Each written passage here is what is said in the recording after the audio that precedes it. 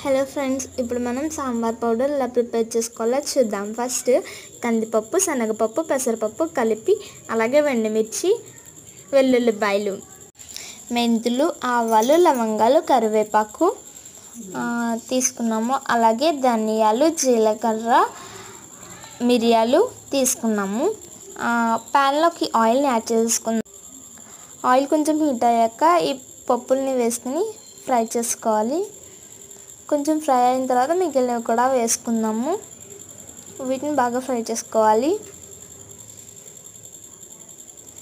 And ఇవి fry అయ్యాక ఎండుమిర్చి, కరివేపాకు వేసుకుని ఫ్రై చేసుకోవాలన్నమాట.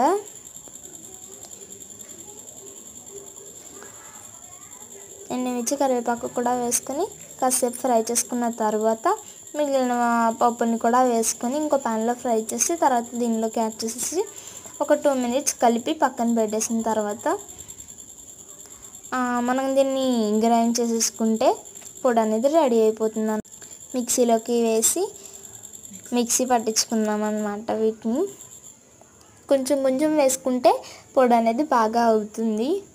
ఇలా మిక్సీ పట్టిద్దాము. అండ్ పొడి కొంచెం ఇంకా ఆడాలి.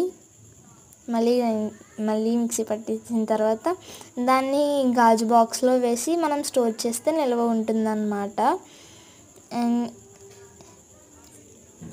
గాజు డబ్బాలో వేసుకుంటే నిల్వ ఉంటుందన్నమాట. హోమ్మేడ్ సాంబార్ పౌడర్ అన్నమాట. ఇది ఎక్కువ శ్రమ లేకుండా ఈజీగా మనం ప్రిపేర్ చేసుకోవచ్చు.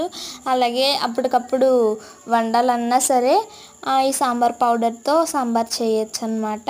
ఇలా చేసుకొని స్టోర్ చేసుకోవచ్చు. పప్పులు అవి ఉడకపెట్టే శ్రమ అది ఉండకుండా ఇలా చేసుకుంటే బాగుంటుంది. ఈ వీడియో మీకు నచ్చినట్లయితే లైక్ చేయండి, మా ఛానల్ని సబ్స్క్రైబ్ చేసుకోండి. చాలా